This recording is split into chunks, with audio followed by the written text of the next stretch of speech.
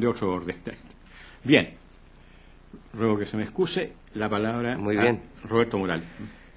En realidad, hablar de los trabajos escritos, de los libros publicados o por publicar de don Alejandro Aronovich Lipchus Friedman no es el motivo de esta conversación y de esta presentación, sino más bien de cómo dar cuenta cómo un sujeto que forma parte de su historia configura una praxis intercultural, es decir, él, su vida, su experiencia, su pensamiento, sus decisiones constituyen un tipo de persona, un tipo de pensamiento, un tipo de opción, en donde se articulan, a veces de manera con mucha tensión, que nunca la hizo evidente, ¿ya? Siempre aparecía ante el resto y la gente lo recuerda como una persona particularmente cálida, sensible, tranquila, apacible, pero uno en sus obras, en sus escritos, ve cómo está esta tensión de culturas que no son cuestiones abstractas, sino que tienen que ver con la forma de organización de la vida y de los proyectos de vida, en donde a veces habían algunas soluciones, proyecciones, y en otras habían intensidades, digamos, y tensiones muy fuertes. Yo diría que esta praxis intercultural de Alejandro Lipchus la podría no sintetizar, pero articular en 4 grandes aspectos. El indianismo como praxis intercultural, un marxismo teórico y una acción política que se desarrollan en la dialéctica de la transformación de procesos históricos concretos. Un sujeto que es consciente de su contexto sociohistórico y cultural, de sus limitaciones y sus posibilidades. Y algo muy especial que es su propuesta de autonomía, ¿cierto?, y de configuración de las nacionalidades de los pueblos originarios en América. Pero para hacer esto, yo no quiero exponerlo, yo quiero proponerles, necesito de ustedes, yo quiero hacerle unas preguntas a ustedes, ¿no?, bajo la siguiente modalidad. Tengo acá 7, no son preguntas, ¿no?, son más bien temas. Bueno, sí, es que quiero que más bien sea voluntario. ¿Quién quiere? Por allá, voluntarios. ¿Voluntarias? No, es que aquí hay unos temas que ustedes no los abran todavía, por favor. Es una modalidad que quiero de trabajo para cambiar el perfil un poco. ¿Sí? ¿Usted? Acá. Entonces, a partir de lo que allí está, yo necesito que sin que abran eso, me digan lo que ustedes saben o no saben, y lo digan en voz alta, ¿ya?, y lo puedan compartir a ver si otra persona nos puede ir ayudando.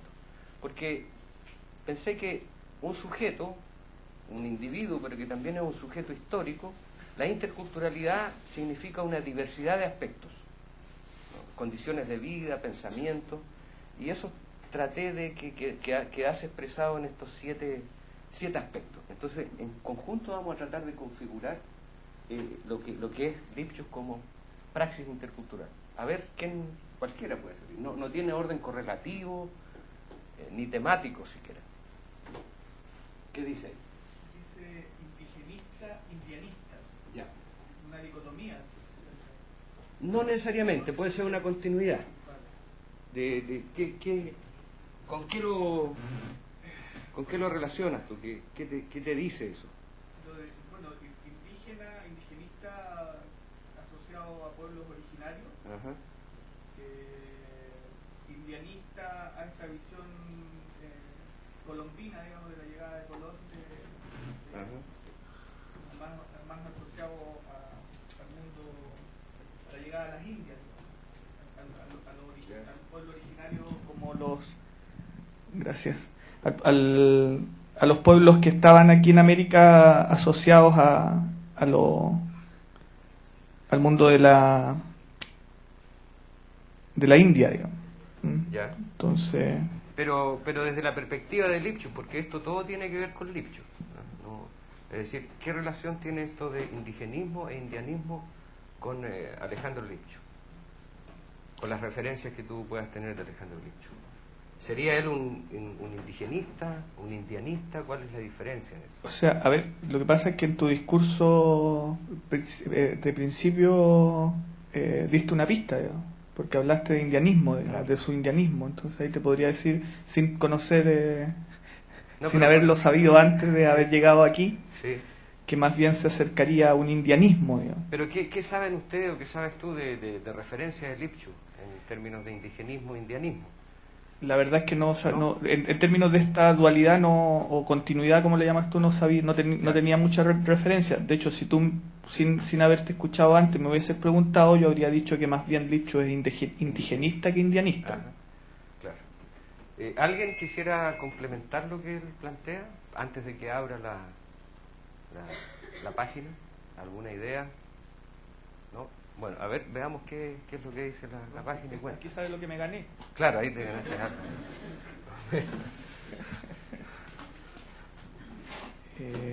Un viaje a la Patagonia con todos los gastos. No, eso no es. Podría ser porque él trabajó, digamos, Sí. con los pueblos Aoniken, Selknam y Vale, Cahuasca. sí, por eso lo quería asociar a. Claro, podría ser. Quería asociarlo Sí, a algo de bueno, Lipchú, digamos. sí. Podía haber pedido un viaje a otro lado, Claro. pero dejémoslo ahí. A ver, dice Instituto Indigenista Chileno. Lipchú, ¿se escucha o estoy...? ¿Está bien? Sí. Lipchú se situaba en el contexto sociohistórico de la época, estando muy consciente de las determinaciones que para él mismo implicaba el ser sujeto de su tiempo. Comillas, el hombre culto del siglo XIX era eminentemente internacional. Como yo crecí en el siglo XIX y no en el siglo XX, puedo decirles que era realmente así. Cierre comillas. Tal como lo señalara en junio de 1959 en un foro dirigido a un grupo de aproximadamente 150 mapuche en la Biblioteca Nacional, convocados por el Departamento de Extensión Cultural de la Universidad de Chile, el Instituto Indigenista de Chile y por la Corporación Araucana de Chile. ¿Sí? Después bien dice Sociedad Chilena de Antropología. Bueno, vamos viendo esa primera parte, evidencia, ¿cierto? Tanto la conciencia que él tenía de ser de un sujeto formado. Él nació ¿cuándo nació? 1883. ¿No? Y por ahí hay algo que dice Riga y vamos a ver qué sucede. Pero en concreto él se formó, como decía Luis, en Europa en un determinado periodo, que tú diste algunas características, ¿cierto? Esta importancia del conocimiento y de la ciencia. Y él es muy consciente de lo que eso significa, ¿no? Él está hablando en el año 56, dice, 59, pero un hombre que se asume formado fines del siglo XIX y comienzos del XX. Y le habla en una actividad convocada por el Instituto Indigenista, en la Biblioteca Nacional, a un grupo de 150 mapuches. ¿Se dan cuenta los componentes diversos que allí estaban presentes? ¿No? Y él considerado y validado como una persona señera, una persona que entrega orientación. O sea, la gente lo va a escuchar y va a conversar con él, porque quiere orientación. Los mapuches quieren orientación. Los académicos de la Universidad de Concepción o la Universidad de Chile quieren orientación. Los políticos quieren orientación del hecho. ¿Qué tenía este sujeto? Precisamente porque en él confluía esta experiencia de ser sujeto formado en el siglo XIX, ¿no? Y además estando muy conectado con lo que estaba pasando, lo vemos en nuestro país en el 59. Esos 150 mapuches en la Biblioteca Nacional, vinculados a la Corporación Araucana, del Instituto Indigenista Interamericano, supone una confluencia.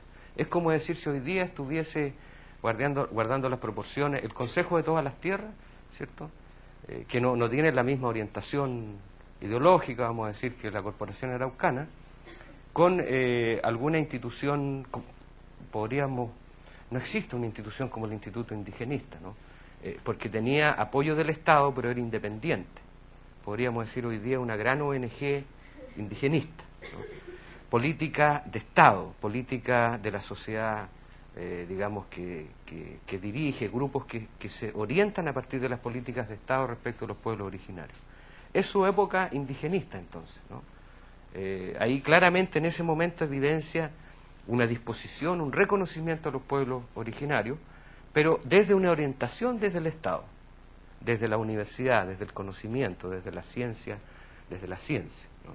Todavía en ese periodo Lipchú no logra, aunque hay una reflexión, ahí está la tensión, siempre se vivió en él la tensión de hasta dónde los pueblos originarios tienen, digamos, el derecho lo tienen, pero hasta dónde es posible y es recomendable los niveles de autonomía y autodeterminación que él reclamaba para los propios pueblos originarios. Sigamos entonces con esa parte.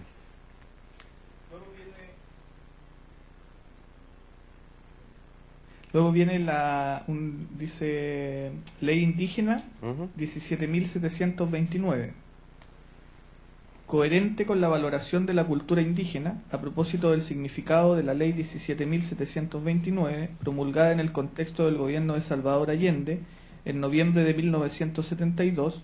Lipchutz escribía que a pesar de la resistencia de parte del Senado, esta representaba un aporte, comillas, al progreso de la historia cultural de los mapuche como grupo autónomo en nuestra patria chilena. Una idea lanzada por Pablo Neruda resume el significado cultural de la nueva ley para los mapuches: la idea de crear en Cautín una universidad mapuche. En Marx y Lenin, en América Latina, 1974. Bueno, ahí ven ustedes entonces que Alejandro Lipchutz, del 59 al 72, él fue convocado por el gobierno, por el equipo de Salvador Allende, en el cual participó don Bernardo Berdichevsky también, a poder contribuir a la formulación, a la orientación de la ley 17729, una ley indígena desde el Estado, pero con algo que no apareció y que en realidad no contó con el respaldo ni se logró convertir en un pensamiento predominante, ni en la izquierda chilena en ese momento, ni en las propias organizaciones mapuche, curiosamente, o de los pueblos originarios, que era la propuesta de Lipchutz de la configuración de una autonomía y una autodeterminación en una federación de pueblos originarios, en donde existiesen una forma de organización política, ¿ya? Él lo hablaba explícitamente, con representantes definidos por los miembros de los pueblos originarios. En una especie, él tenía un poco en esta idea lo que es criticado más adelante por Augusto Samaniego en un trabajo muy reciente, ¿ya? Respecto que Lipchutz se quedó con una idea de la conformación de la Federación de Repúblicas Socialistas Soviéticas, con una idea muy romántica, muy acrítica, según Augusto Samaniego. Y entendía él que acá en las Américas y en Chile y en el Sudamérica se pudiese constituir una federación de repúblicas autónomas de pueblos originarios. Claramente era su postura, basado en la comunidad, ¿cierto?, tradicional, en la comunidad agraria y en las cooperativas agrícolas. Y eso pudiese ser articulado como una propuesta. Pero en definitiva, entonces, él iba, y hasta ahora uno ve que su planteamiento iba mucho más allá de lo que nosotros hemos podido ver, digamos, como formulación en alguna de las legislaciones del Estado chileno, en algunas de las propuestas programáticas de las organizaciones, ¿cierto?, de los partidos políticos chilenos, por ejemplo, en algunas incluso de las proposiciones de las propias organizaciones indígenas. Entonces tenemos a un sujeto que pasa del indigenismo como una política desde los Estados, ¿ya?, hasta una postura indianista, pero que no logra ser expresada en acciones políticas concretas, ¿no? Porque de hecho la propuesta, insisto, de él para la ley indígena del año 72 no logra ser incorporada y de hecho no, ni mucho menos logró ser aprobada ni aceptada en el Congreso chileno de la época, del año 72. Veamos otro. Eso sería lo que hay ahí, según entiendo. A ver, otra de las cosas. ¿Sí? Esa diferencia entre indigenismo y indianismo, ¿cuál es la diferencia esencial entre el concepto de... Básicamente el indigenismo es que en este intento por caracterizar las propuestas y las prácticas de los sujetos, digamos, y de los movimientos y de los estados, normalmente el indigenismo está asociado a las políticas públicas de Estado en donde los pueblos originarios son considerados parte de esos estados.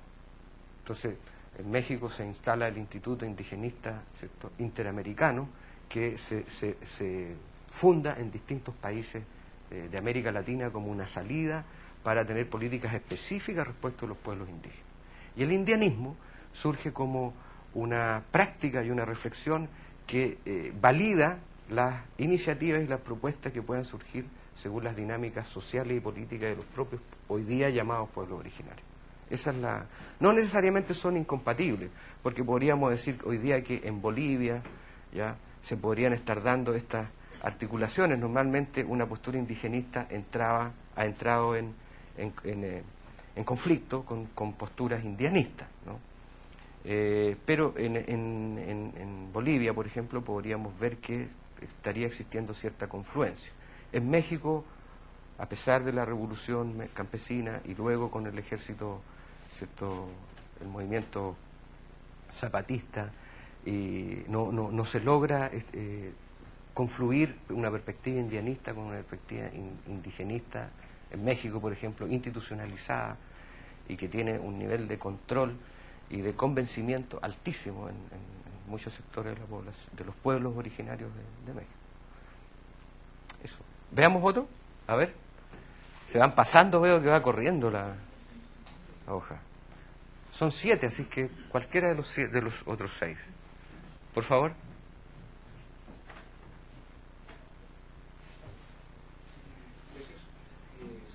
Me tocó mi científico marxista. Ya. Podría verlo como una persona que quiere generar cambios, pero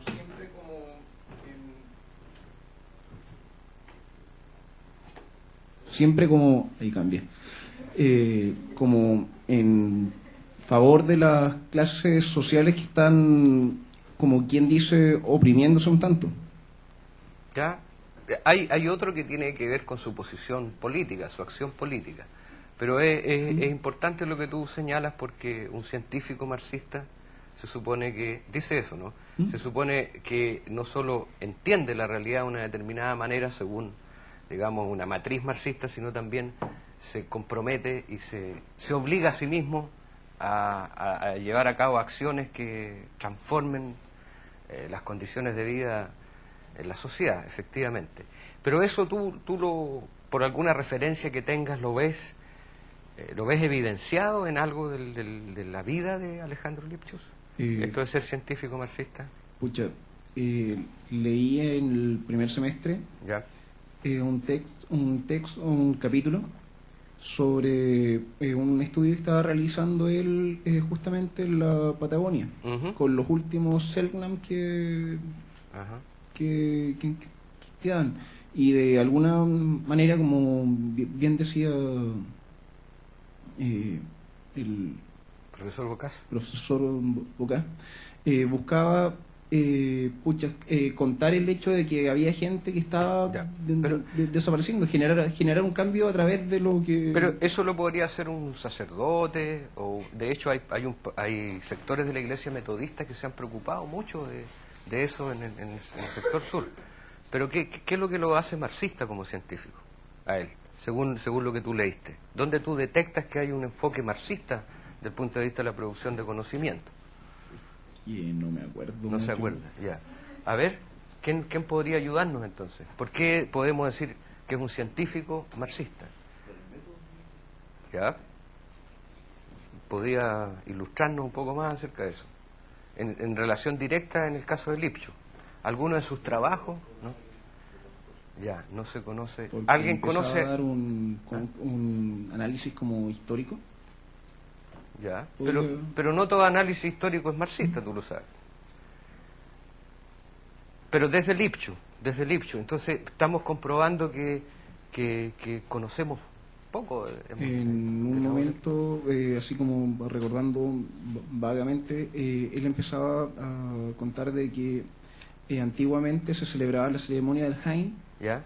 pero que ya no, incluso dice que la gente de mayor edad, algunos recordaban cómo era y le contaban algunos fragmentos, ¿Ya? pero que lamentablemente ya no existe una cantidad de gente suficiente como para ¿cómo es que se llama?, para realizar ese rito. Y además de que se excusan con que ya tampoco hay una cantidad suficiente de jóvenes como para iniciar. O sea, él toma en cuenta las características concretas de esa sociedad, qué pasa con sus sistemas de producción, cómo se están organizando, cómo se explica en el mundo. Y esa visión de conjunto está basada, ¿cierto?, en su formación y en sus estudios sobre marxismo. A ver qué nos dice el texto mismo, si es que hay algo que nos pueda ayudar. Universidad de Göttingen, Ya. Alemania, doctor en medicina en 1907. Instituto de Fisiología, Universidad de Concepción, de 1926 a 1936. Instituto de Medicina Experimental, Universidad de Chile, Endocrinología y Oncología, 1935 y 1960. Premio Academia de Ciencias, Nueva York, 1944. Primer Premio Nacional de Ciencias de Chile, 1967. Doctor honoris causa, Academia de Ciencias de la URSS, 1973. Y Premio Casa de las Américas, 1974. Bueno, ese paso de él y su formación y esos premios sería largo de explicar en qué se fundamentan, pero efectivamente él era reconocido, como pueden ver ustedes, durante su vida y desde distintas sociedades, como un sujeto con una producción, con investigaciones en el marco de la ciencia, y eso es muy importante tenerlo en cuenta. Él desarrolla, es formado, como decían, en fin del siglo XIX. En 1907 ya era en Alemania doctor en medicina, 1907, ¿cierto? Mientras pasaba, él no tenía por qué saber que pasaba la matanza en la escuela de Santa María, ¿cierto? O cuando nace en 1883, ¿cierto? Acá se estaba produciendo el último levantamiento mapuche. Pero bueno, esas son cosas que están pasando simultáneamente en los tiempos y en lugares distintos. Y él efectivamente siempre él trató y desarrolló desde la matriz marxista, desde los estudios que tuvo en su ciudad y en su país, y posteriormente en Alemania, y desde esa matriz científica, científico marxista, desarrolló trabajos en todas las áreas que ahí aparecen, con el reconocimiento de muchas entidades. Veamos si otro texto que aparece por ahí nos complementa más respecto a Alejandro Lipchus. A ver. Otra duda. ¿Sí? De acuerdo a los antecedentes que Sí. se leyeron ahí, él tiene una formación más bien desde el punto de vista de la ciencia biológica, de la medicina, Así es. antes de las ciencias sociales. Así es. Y normalmente uno vincula la ciencia social con el marxismo, o sea, no con... Entonces como que ahí no queda en evidencia de su origen o su formación marxista. Claro, porque hay una lectura tanto del marxismo como tú bien dices, que no considera una concepción acerca de los procesos de vida biológicos, que claramente Marx y Engels no eran biólogos, no provenían de esa producción de conocimiento, pero sin duda desde sus reflexiones acerca de la vida, reflexiones de orden filosófico, son base para los resultados científicos que normalmente, y aquí hay algo bien curioso, en general los científicos no llevan a cabo el método científico, según lo que ellos mismos plantean. Es decir, con la rigurosidad con la cual nos enseñan el método científico, no es a través de ese método que es el que llegan a sus resultados. Entonces, en ese sentido, la matriz de formación marxista que tiene, y que va construyendo también, hay una matriz inicial, pero que la va construyendo con el tiempo Alejandro Lipchus. Él va interpretando los resultados de sus investigaciones acerca del ser humano, de la biología del ser humano. Y además la va relacionando con el sujeto social, con poblaciones humanas amplias. Lo va estableciendo con la diferenciación en los aspectos físicos. Él rompe con la idea y hace una argumentación muy convincente en el año 37 acerca de el concepto de raza y de racismo. Entonces, él, digamos que la formación que tiene como desde la biología y como médico le permite adentrarse con una gran fuerza en los temas de orden social y de construcción del sujeto político, es decir, las relaciones de poder y por qué explicarse la subordinación, la explotación, la discriminación, el estado en el cual se encontraban cuando él ve que en las Américas, que lo compara con lo que estaba viendo que pasaba también desde donde él venía, ¿no? Entonces, justamente allí no queda en evidencia el carácter marxista, pero sí su carácter científico, que él se va marxistizando, digamos, con el tiempo, ¿no? tengamos la visión de conjunto para ver, digamos, si se nos quedan algunas cosas no resueltas, las podemos ir completando, pero también necesitamos tener esta visión de conjunto. Me faltan varios aspectos importantes de Lipchus. A ver, ¿tú tienes algo más? Sí, en mi papel salía Riga, Letonia, Latvia, los guindos y Ñuñoa. Ajá. Yo la verdad es que no lo supuse, pero mi compañero Marcelo me dijo que podría ser el lugar donde él nace, quizás, el primero, Ujú. y luego donde reside en Chile. Ajá. Así es. Pero veamos qué es lo que dice adentro. Riga. Pero a ver, ¿qué sabes tú de Riga o de qué te suena por lo menos Letonia, dice, ¿no? O Latvia, que es lo mismo. No sé si está correcto, pero me suena como un país de Europa, pero no de la parte como desarrollada netamente de Europa, sino como una parte un poco más Ya. subdesarrollada. Ajá. ¿Qué más? ¿Alguien por alguna idea que sepa algo de Letonia?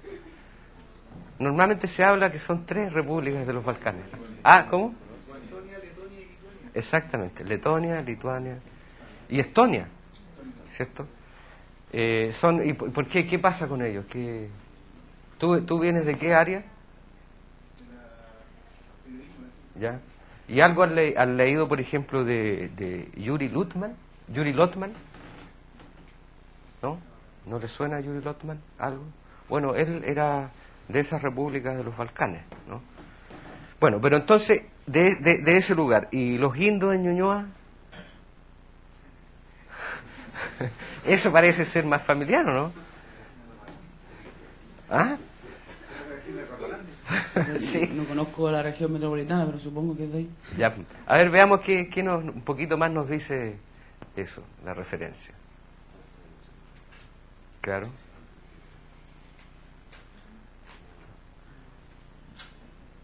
El 20 de agosto de 1883 al 10 de enero de 1980. 80. Entre comillas, en su juventud vivió en un ambiente de encuentro de la cultura alemana y rusa y observó cómo hizo su aparición la nueva cultura letona. Todo eso, así como el espíritu de su familia, escuela y la misma ciudad, creó su habilidad fina de entender otras culturas. Cierre de comillas. Kimenei Krupnikov, 2005, 377.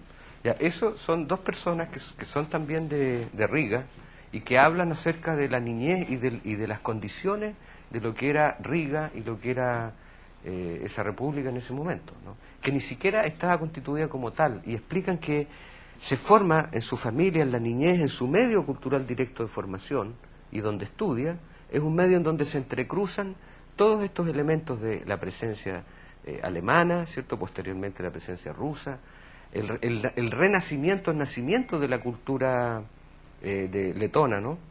¿Cierto? ¿Eso dice ahí?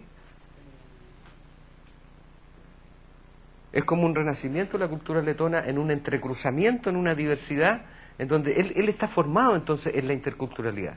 Le tocó vivir en una familia, en un periodo, en una ciudad, en un país, vamos a decir, entrecruzado por aspectos, idiomas distintos, culturas distintas.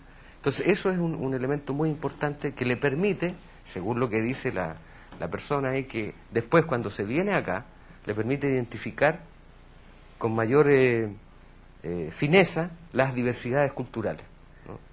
No solo los idiomas, obvio que eso es algo evidente, sino maneras de vida, estilos de vida. Sigamos entonces, ¿qué otra cosa dice? Y también Margarita Vogel, región francesa de Suiza. Será esposa con la que tuvieron un hijo fallecido al nacer y 2 hijas, Marion y Justin. Falleció en 1975. Bueno, eso también no es un tema menor. Una mujer que conoce mientras está estudiando en Suiza, de la región francesa, es Margarita Vogel, y efectivamente tienen 3 hijos, fallece el primero al nacer, un varón, y posteriormente se vienen acá a América y comparten toda una vida. Ella es una mujer, como digo, de la región francesa de Suiza, y eso le permite también a él vivió en Suiza, le permite valorizar el tipo de sociedad de los cantones suizos como un elemento, al momento de proponer después niveles de autonomía y autodeterminación, él había conocido esa experiencia concreta. Veamos otro entonces. Ya. Aquí dice comunista. Lo primero que se me viene a la mente cuando veo que él tenía alguna cercanía con marginado del país. Que creo que a comienzos del siglo XX había harta presencia indígena en esos lados. Entonces quizás él lo quería ayudar de alguna manera. A ver, veamos cuáles son los datos más precisos que nos hablan de su opción política como comunista. Ya, aquí dice, Revolución Rusa de 1905, Partido Socialdemócrata Ruso, bolcheviques. Ya, quedémonos ahí. Él participa en Riga en las acciones, en el movimiento revolucionario de 1905. Cuando la gente lo conoce aquí en Chile, era decir, lo quería tocar. ¿Tú participaste en el primer intento revolucionario en 1905? Sí, participé en Riga y él era el que iba y hacía mitines en la fábrica, en la seccional en la cual él militaba en el partido bolchevique, digamos, que era, ustedes saben que el Partido Socialdemócrata Ruso, que era el partido que tenía ese nombre, había sectores en donde predominaban en 1905 o los mencheviques o los bolcheviques o otros sectores. En este caso predominaba en Riga los bolcheviques. Entonces él era un bolchevique, ¿no? Una tendencia dentro del Partido Socialdemócrata Ruso. Y él participó en el intento revolucionario de 1905, y entonces militante, digamos, desde ese momento de esas acciones revolucionarias, siendo muy joven. Después... También dice Partido Socialdemócrata Alemán. Claro, ustedes recuerdan que en 1907 se doctoró en medicina en Göttingen, en Alemania. Bueno, entonces él participaba ahí también en el Partido Socialdemócrata Alemán, ¿ah? Que era el nombre que después, o sea, después esos partidos se transformaron en partidos comunistas, ¿no? Sigamos con él. Partido Comunista de Chile. Claro, él cuando llega acá, en el año, por ahí va a aparecer cuando llega, pero él se va vinculando y claramente... Él estuvo vinculado toda su vida y fue militante a su manera. Yo en realidad eso no lo logré averiguar bien, pero porque hay una grabación que hizo Volodya Teitelbaum, que le preguntaron cuál era su experiencia con Alejandro Lipchus, y claro, participaba del Partido Comunista en Chile, pero como todos lo consideraban una figura tan importante, él no le exigían, digamos, la disciplina, no sé, incluso él tenía posturas diferentes a veces frente a determinados hechos sociales o históricos. Él mantenía una cierta independencia, vamos a decir, ¿no? Pero claramente si se trataba de opción política y participación, estaba ahí. Y por último... dice Instituto de Ciencias Alejandro Lipchus. Claro, el Instituto de Ciencias Alejandro Lipchus, tú me vas a ayudar, Luis, ¿cuándo se fundó eso? ¿El 84? Me parece que sí. Claro. Y bueno, y Alejandro Lipchus estaba muerto, entonces...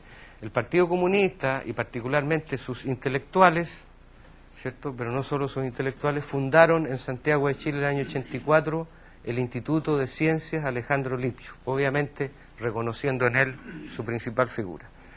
Sigamos entonces con algún otro elemento. Así vamos armando, se fijan, este intento que no sea, espero que no sea muy, que quede una articulación coherente al final, ¿no?, de esta praxis intercultural. Él era militante, él era un científico, él era un sujeto que reconocía la diversidad cultural, que era un sujeto que se planteaba la defensa de los derechos de los pueblos originarios, incluso en la transformación del tipo de Estado, ¿no? Y se va dando esta articulación entre todos los aspectos. A ver, ¿qué más? Acá, profe. Ya, dígame. Peritaje antropológico en proceso judicial. A ver. Bueno, básicamente esto es transmisión oral que llegó hacia mí y consiste, por lo que escuché, fue un suceso, lo que fue un terremoto. Entonces se le encomienda a él la misión de investigar entre los mapuches, porque según su cosmovisión, tenían que llegar a hacer un sacrificio para poder saciar de alguna manera a los dioses de ese momento. Eso habría sido el terremoto del 60. El terremoto del 60. Pero eso fue en Puerto Saavedra. Entonces se le encomienda en la misión porque el sistema judicial chileno no podía llegar y procesarlo así como así, porque estaba dentro de la cosmovisión de un pueblo originario. ¿Ya? Entonces a él se le encomienda la tarea de investigar este suceso para poder saber o no si se podía condenar a los culpables. O sea, un sujeto formado en medicina, imagínense, ya llega acá, bueno, lo convocan a hacer un informe pericial, ¿cierto?, para resolver un caso en el cual se estaba procesando una persona. Pero no es el caso al cual específicamente, no importa, si ese es un detalle, pero es en esa idea, ¿ya? Como fue, digamos, te llegó por informe oral, entonces chequemos ahora qué es cuál es el caso específico en el cual Lipschutz está involucrado.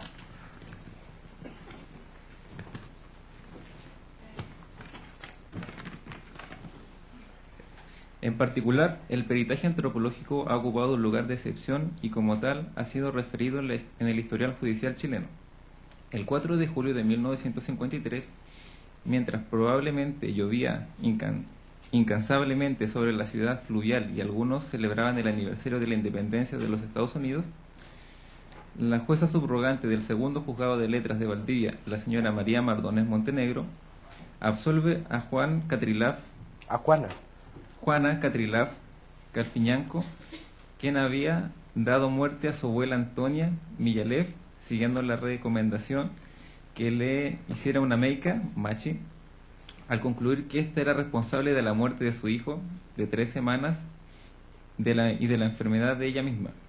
La jueza se remite a obras de Tomás Guevara, de Félix de Augusta y se fundamenta en el informe pericial en el que patrocinaron a Alejandro Lipschutz, el coronel Gregorio Rodríguez y el doctor Rigoberto Iglesias. Sería todo. Bueno, eso es. O sea, marcó un hito en los procesos judiciales chilenos. Debe ser uno de los primeros casos en los cuales se considera un informe en el cual una persona que mata a su abuela, una mujer, es absuelta argumentando que eso tiene que ver con la cosmovisión de la persona. Es una cosmovisión distinta a lo que estaba en el derecho procesal penal. Entonces, imagínense en el peso que eso tiene, el peso que tienen las personas que ahí están. Ellos están articulados en un informe del Instituto Indigenista. Entonces, por eso hay un coronel, ¿cierto? Y está el sabio, el científico, Alejandro Lipschutz. Eso marca una línea que cuesta mucho romper porque por algo en un Estado nacional, ¿cierto?, hegemónico, el derecho procesal, ¿cierto?, lo que está establecido para la norma del comportamiento de las personas es altamente riguroso, ¿no? Porque si no, con eso podrían justificarse todas las recuperaciones de tierra, ¿no? O sea, lo que allí pasó es totalmente contrastante con la aplicación hoy día de la ley antiterrorista. Probablemente Lipschutz le habría dado un ataque al corazón, digamos, y se habría muerto 2 veces con la aplicación de la ley antiterrorista por recuperación y reivindicación de tierras de los pueblos originarios, o por la lucha del pueblo Rapa Nui por el reconocimiento del idioma, o del pueblo Aymara por el reconocimiento de las aguas, que están todas entregadas, ¿cierto?, a empresarios que ustedes saben el tema de la energía.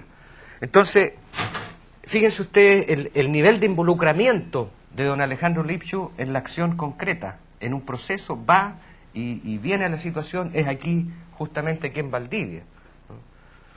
Bueno, esos son elementos que nos van formando esta idea completa, nos van completando la idea de este sujeto, que por algo la gente, uno va a, con razón le tenían tanto reconocimiento. Sigamos, creo que queda un par de cosas más.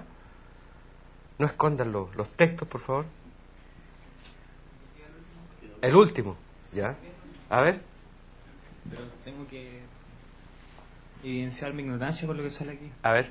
Dice relación con primer rector de la Universidad Austral. Y no tengo ninguna referencia al respecto. A ver, ¿quiénes fundaron la Universidad Austral? Cuénteme usted por allá que debe saber. En el año, llevamos 55 años. O sea, fue fundada en 1954. ¿Quiénes fundaron la Universidad Austral? Los obreros, ¿cierto?, de acá, los madereros. No, ¿quiénes fundaron? Por eso, cuénteme, ¿quiénes fundaron? A ver, tú, Rodrigo, debes saber.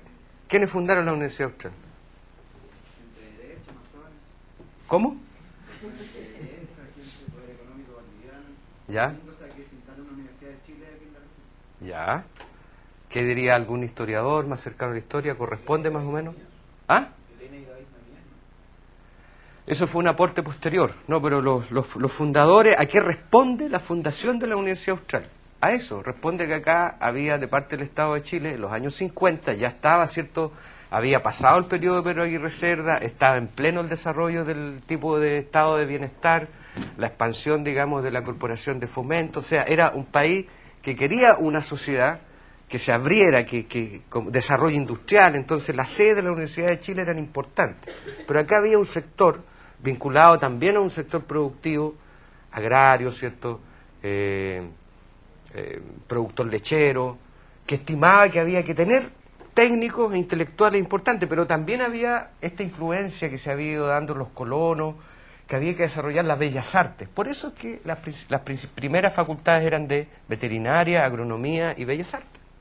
O sea, estamos en un ambiente ideal, controlado además por un sector bien organizado, con unas logias masónicas, no sé si una o dos, pero más conservadoras que progresistas, ¿no? No al estilo, digamos, de las logias en que participaba Allende, por ejemplo, y fundaron efectivamente esta universidad. ¿Qué tiene que ver Lipschutz con ello?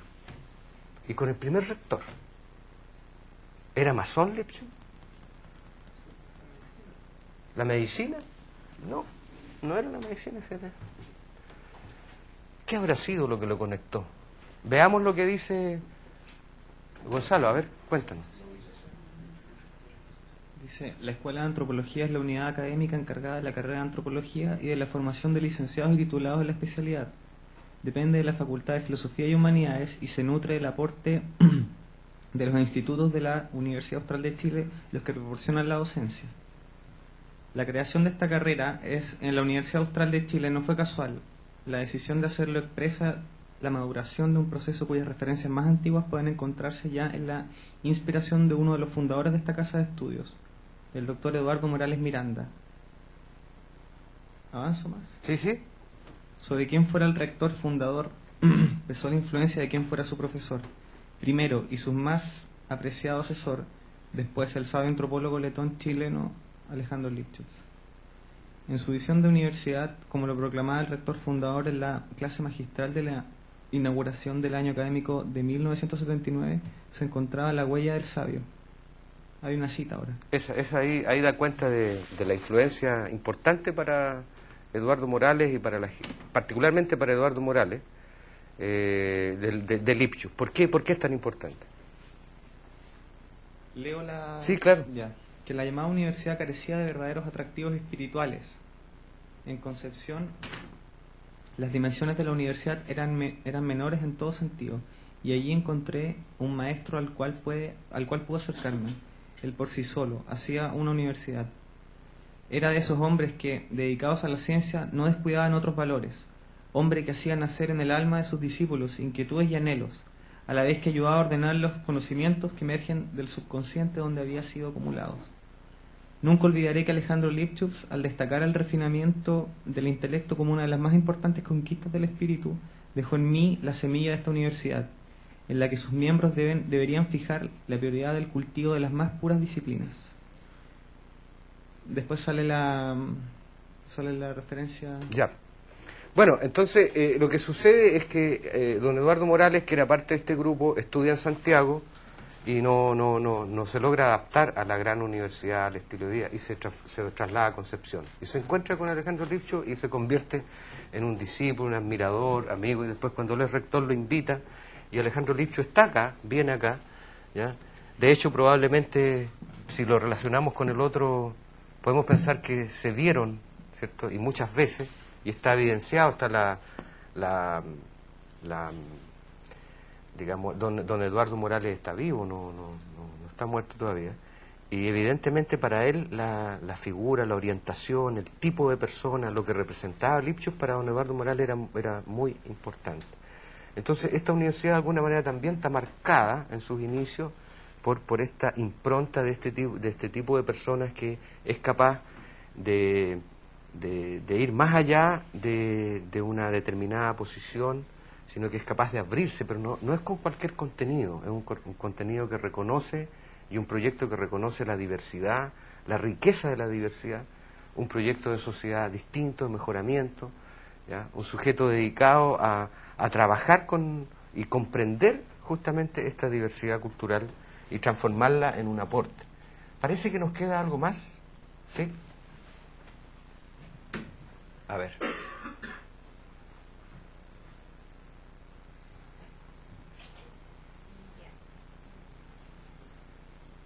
Sí, ahí. Sí.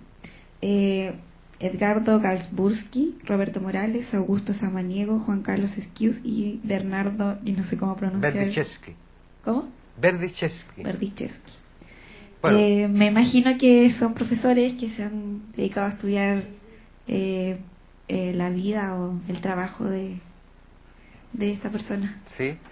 Y no solo eso, porque hay cierta... No es que tengan ninguno de ellos creo yo, la estatura de Alejandro Lipchus, pero hay afinidad temática, hay ciertas afinidades respecto de cómo enfocar las temáticas acerca de los pueblos originarios, de las sociedades. En el caso de Bernardo Berdichevsky, además, como decía Luis, es uno de los pocos que es antropólogo y creo que es uno de los pocos libros, si no es el único, dedicado exclusivamente a Alejandro Lipchus, editado por Bernardo Berdichevsky, que ahora está en Canadá y que fue un discípulo directo de don Alejandro. ¿Ya? Entonces, por eso Bernardo Berdichevsky, muy joven, participa con Alejandro Lipchus, por ejemplo, les decía yo, en el diseño de lo que sería la propuesta de la ley indígena a solicitud de Salvador Allende. ¿Ya? Entonces, es la referencia a Bernardo Berdichevsky. ¿Quién más aparecía a continuación? Edgardo Galsburski. Edgardo Galsburski falleció hace poco, argentino, de Córdoba, y él fue el fundador de la carrera, junto a otros, de la carrera de antropología en este país, que fue en el año 67 en Concepción. ¿Ya? Y él también era un marxista, él era antropólogo, era una persona que tenía una perspectiva y que se nutría mucho del pensamiento y de la orientación teórico-práctica de Alejandro Lipchus. Y también es una persona que dedicó un artículo, un trabajo, a reconocer en la formación de los antropólogos en Chile, pero él realmente se refería a la formación de los antropólogos en Concepción y en Santiago. No tenía mayor información de qué estaba pasando en el resto del país, y tiene un trabajo dedicado a cómo Alejandro Lipchus y su obra influye o no influye en la formación de los antropólogos en Chile. Ese es Edgardo Galsburski. Y después tenemos a... Bueno, eso, saltémoslo después. Augusto Samaniego. Bueno, Augusto Samaniego, los que son historiadores lo deben conocer. Augusto Samaniego, a ver, también para que vean las relaciones, si esto no son cosas accidentales. ¿Vieron El derecho a vivir en paz? No sé si en ese o en otro, ahí parece que aparece Augusto Samaniego, que es un documental acerca de Víctor Jara. ¿Y qué tiene que ver? Porque Augusto Samaniego era profesor de historia que estaba en la Universidad Técnica, cuando iban a entrar los milicos, ¿cierto? Donde está Víctor Jara, ahí está Augusto Samaniego, y después cuenta y lo entrevistan y dice yo estaba aquí y cuenta todo eso. Bueno, hoy día Augusto Samaniego es el director del Departamento de Historia de la Universidad de Santiago, de la USACH.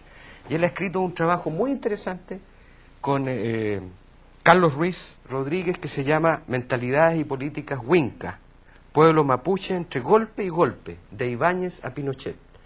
Y en la página 169 a la 208 está el siguiente artículo que ya había publicado en la revista de la USACH, Comunidad Agraria y Autonomía para el Pueblo Mapuche. Alejandro Lipchus y el hombre progresista, ¿un marxista liberal o un marxista innovador? Entonces, aquí claramente, esto está recientemente publicado en España, no lo han publicado aquí en Chile todavía, y da cuenta entonces también de que hay una matriz ahí de pensamiento, hay gente que ya está tomando a Lipchus, lo incorpora, digamos, en cómo entender y proponer la producción de conocimiento y de acción política en este país. A ver, y... Juan Carlos Esquius. ¿Ya? Ustedes lo conocen a Juan Carlos Esquius. De hecho, de haber estado acá, ya estuvo en la mañana. Bueno. Pero a ver, respecto de Lipchus, ¿qué hay? ¿Qué dice Esquius respecto de Lipchus? ¿Qué tiene sobre Lipchus? Juan Carlos Esquius, 1999, La muerte de la bruja, la supervivencia de un pueblo y el pluralismo legal. Ajá. Austerreal, Revista Chilena de Antropología Social, Universidad Bolivariana. Y Lipchus, la bruja y la escena colonial, en Alejandro Lipchuk, Claro. nueva ontología. En este, claro. Lo que pasa es que Juan Carlos toma el caso de que hablábamos, que tú te referías, como una experiencia fundadora, digamos, o emblemática y que abre camino para la reflexión, no solo para el derecho, sino también para pensar un tipo de sociedad distinta en que se basa en el pluralismo legal. Con eso, no sé, creo que con eso terminamos las distintas cosas, en una manera en la cual, bueno, espero que los haya articulado, que los haya entretenido, para poder decir que este indianismo se vincula con la propuesta de una autonomía, situación de autonomía y de autodeterminación para los pueblos originarios, en un marxismo que se va creciendo, va desarrollándose, en un marco de reflexión y de libertad de pensamiento, a partir de procesos históricos concretos, de situaciones concretas. Es un hombre que conoce la situación específica de los mapuches, de los pueblos, ¿cierto?, suraustrales, y que se sigue desarrollando toda su labor como un investigador desde la biología y desde la medicina, para ser considerado, curiosamente, en ese sentido, un antropólogo sociocultural que es capaz de proponer, digamos, no solo a los antropólogos, sino a la sociedad chilena, a los políticos, al Estado, en un momento en donde el Estado de Chile y la sociedad estaba era predominante o relativamente predominante un proyecto de construcción de un socialismo a la chilena, y allí la voz y la propuesta de Alejandro Lipchuk fue muy importante. Entonces, claramente sus escritos, sus obras, evidentemente están de un muy bajo nivel de difusión. O sea, si imagínense ustedes que, como bien lo decía Jaime hace un rato, al 73, cuando recién estaban empezando a ser conocidos por la mayoría de los chilenos, obras libertarias, revolucionarias, que te provocan a la innovación del pensamiento y de la práctica, el trabajo de Lipchuk, dentro de todo ese aplastamiento, quedó olvidado hasta por la propia gente. Porque, claro, la matriz clasista del enfoque de los pueblos originarios impidió a muchos reconocer el Lipchuk y decir, pero este no está hablando de otras cosas, de autonomía, autodeterminación, ¿qué es esto? Hasta entre sus propios compañeros, digamos, desde el punto de vista ideológico, no resultaba un pensamiento claramente que se tuviese que reproducir y difundir. Pero hoy día, la propia realidad, de nuevo, sociohistórica, nos indica la necesidad de recuperar este pensamiento tan amplio, tan vasto, seguramente con contradicciones manifiestas, pero con un impulso de mejoramiento de la calidad de vida para todos los sectores, digamos, ¿no? Entonces, para mí ha sido siempre y es una continuidad, un esfuerzo también interesante y muy esclarecedor y motivador de seguir vinculado al pensamiento y a la práctica de don Alejandro Lipchuk. Así que gracias a Luis y a ustedes por esta oportunidad.